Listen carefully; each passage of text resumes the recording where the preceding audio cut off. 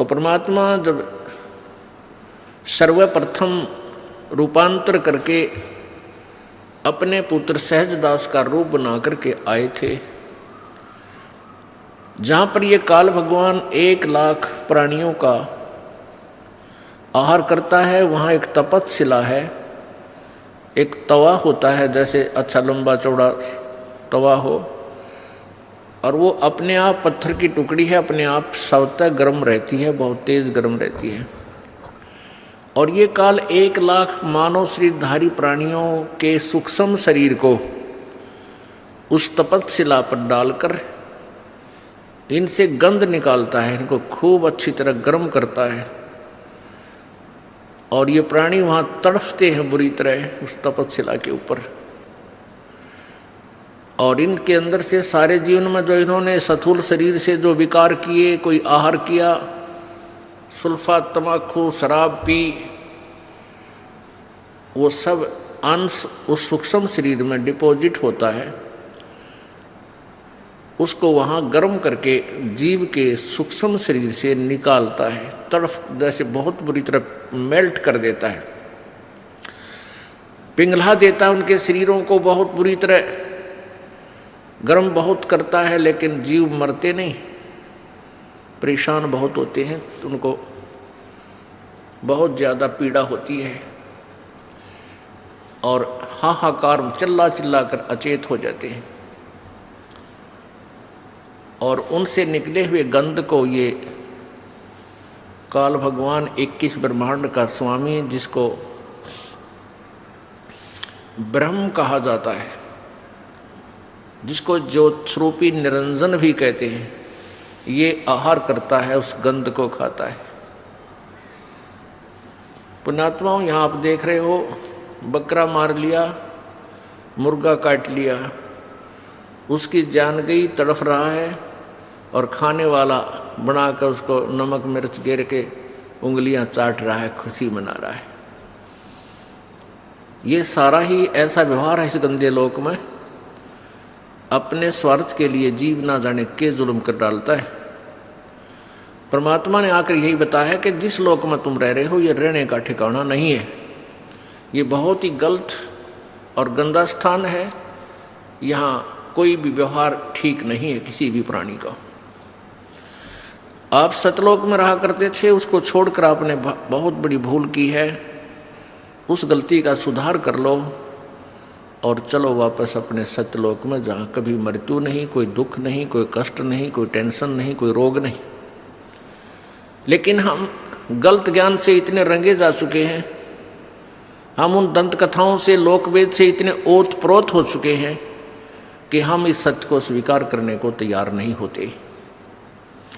यदि हम इस सत्य को स्वीकार कर लें तो मोक्ष में देरी नहीं है।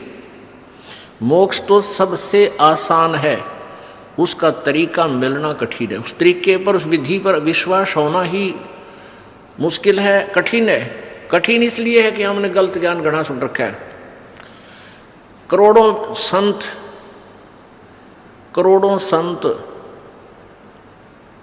सब उल्ट ज्ञान दे रहे हैं और सबकी धारणाएं भिन्न भिन्न हैं, सबके कथन, सबके अपना अनुभव एक दूसरे से मेल नहीं खाता, उनका ज्ञान भी दूसरों से भिन्न है, भिन्न भिन्न पंथों के, और भिन्न होते हुए भी उनका यथार्थ ज्ञान नहीं है। तो जिस कारण से आप जी उन संतों के सुने हुए ज्ञान को सत्य मानकर पूर्ण रूप से आश्रित हो चुके हो। परमेश्वर कबीर जी ने उन तपतशिला पर जल रहे प्राणियों की दुर्दशा को देखकर वहां खड़े हुए और कहा कि हे बच्चों, तुम सतलोक के वासी हो और आप इस गंदे लोक में अपनी गलती से फंस गए। परमात्मा परमेश्वर कबीर जी जब वहां आकर खड़े हुए उस तपतशिला के ऊपर, तो सभी प्राणियों के ऊपर जो वो दबाव था तपतशिला का, वो अग्नि का जो प्रभाव था वो खत्म हो गया। ज्यों ही अग्नि जो आंच लग रही थी वो निष्क्रिय हुई प्रभु की कृपा से, तो सभी प्राणी एकदम बैठ गए उस तपस्शिला पर, जैसे आम स्थान पर बैठे हों। लेकिन वह टुकड़ी उसी तरह उबल रही, गर्म है, बहुत गर्म है। प्रभु की कृपा से उनको वो आंच महसूस नहीं हो रही। तब उन्होंने देखा कि सामने कोई संत खड़ा है, कोई साधु खड़ा है। पुण्यात्माओं, हम परमात्मा की प्राप्ति के लिए चलते हैं तो हम सोचते हैं कि प्रभु साधु रूप में आता है, संत रूप में आता है,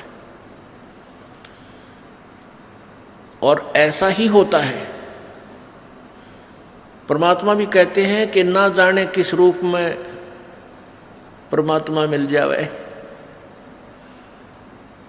तो परमात्मा वहाँ खड़े सामने नजर आ रहे थे। उन्होंने प्रार्थना की कि हे प्रभु, हम यहाँ किस कर्म के दंड को भोग रहे। तब परमेश्वर ने कहा, कबीर जी ने कहा, जो सहजदास रूप में वहाँ विद्यमान थे, कि बच्चों तुमने सतलोक में एक गलती की थी। उस परमेश्वर ने वहाँ सृष्टि रचना सुनाई।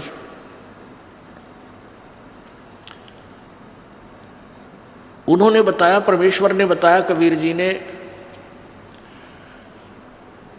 कि तुम सतलोक में रहा करते थे सभी, वहाँ कोई कष्ट नहीं था तुम्हारे को, ना मृत्यु थी, ना ये तपस्शिला का कष्ट था, ना कोई रोग था, ना कोई कोढ़ था, किसी चीज का अभाव नहीं था आप जी को। तुम अपनी गलती से यहाँ काल के जाल में फंस गए।